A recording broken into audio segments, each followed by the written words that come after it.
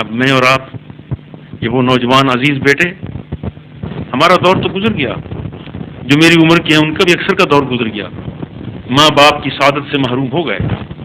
اگرچہ میرا عقیدہ یہ ہے کہ بندہ کبھی بھی ماں باپ کی سعادت سے محروم نہیں ہوتا۔ اگر وہ ماں باپ دنیا سے چلے گئے ہیں تو جاؤ ان کی قبر پر سلام کر لو، قبر پر سلام کرو۔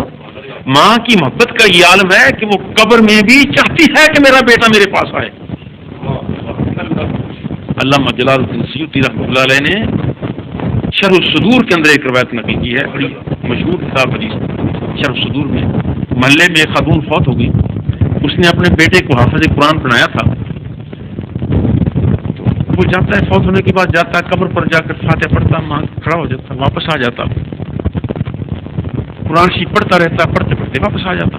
چند دنوں کے بعد ماں کی ملاقات ہوئی خواب میں، تو ماں مل کر کہتی کہ بیٹے میں نے تجھے حافظ بنایا تھا، قاری بنایا تھا، مگر عجیب ہے کہ مجھے اتنے دن ہو گئے میں تجھے دیکھ ہی نہیں سکی، تیرا چہرہ مجھے نظر نہیں آیا۔ تو بیٹے نے کہا کہ اماں میں تو روز جاتا ہوں قبر پر، روز تجھے سلام کرنے جاتا ہوں، تو کیسے مجھے نہیں، تو کیسے کہتی ہے کہ میں آتا نہیں، میں روز جاتا ہوں۔ کہا بیٹے ٹھیک ہے تو روزانہ جاتا ہے، اب میں تجھے طریقہ بتاتی ہوں۔ تو قرآن شریف پڑھتا پڑھتا جاتا ہے اور وہاں جا کر کھڑا ہوا بھی قرآن پاک ہی پڑھتا رہتا ہے، اور پڑھتے پڑھتے پھر واپس آ جاتا ہے۔ جب تو قرآن پاک کی تلاوت کرتا ہے تو رب کی رحمت کی اتنی تیز بارش ہوتی ہے کہ میں تیرا منہ نہیں دیکھ سکتی،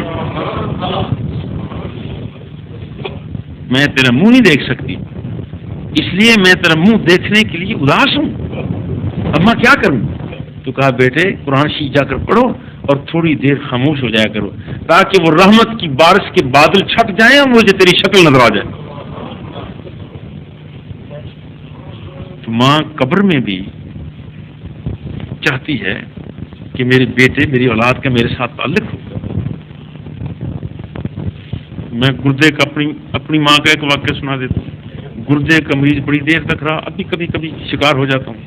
ایک پڑیا دی حکیم صاحب نے کہ جب درد ہو تو چائے کے ساتھ یہ لے لیا کرو، وہ میں لیتا رہا، آرام آ جاتا۔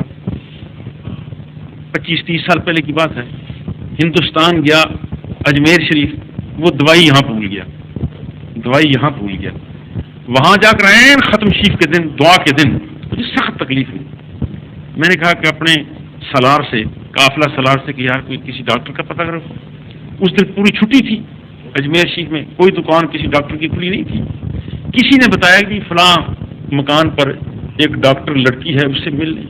وہ میرا قافلہ سالار وہاں گیا، وہ لڑکی ہندو لڑکی تھی، انہیں لے آئے، ان کے ہاتھ میں سرنج میں نے دیکھی ٹیکا، وہ آ کر مجھے کہنے لگی کہ بابا جی ذرا یہ کولر ننگا کریں۔ میں نے کہا بیٹے آپ جائیں، کوئی آپ کے پاس کیپسول گولی ہے تو دے دیں، بس رہنے دیں۔ مجھے شرم آئی کہ میں اس کے ساتھ سامنے کیسے کولر ننگا کروں۔ وہ قافلہ سالار بڑا مجھ پر ناراض ہوا کہ تم بڑے ضدی لوگ ہوتے، مر رہے۔ میں نے کہا کوئی بات نہیں یار، مر گئے تو اٹھیں گے تو خواجہ اجمیری کے ساتھ کھڑے ہوں گے، کون سی بات؟ تو اس لیے کوئی بات نہیں، اللہ وہ چلا کہ درد مجھے بے تحاشا، این درد کی حالت میں شدت کی درد تھی۔ یہ آپ کو واقعہ سنا رہا ہوں ممبر پر بیٹھ کر، اور ماں کے تذکرے میں ہر ایک کو ماں، آپ کو بھی اپنی ماں یاد آ گئی ہوگی، مجھے بھی یاد آ رہی، اس میں کون سی بات ہے؟ ماں کے ذکر کے ساتھ آپ کو بھی اپنی ماں یاد آ رہی، مجھے بھی یاد آ رہی۔ انتہائی بے ہوشی کی حالت میں مدہوش خواب، ذرا اونگ آئی، میں نے دیکھا میری اماں دروازے سے دوڑی آ رہی، ان کا قد ذرا کبڑی تھی ہوگی تھوڑی سی، ان کا دوپٹہ کھسٹتا آ رہا ہے،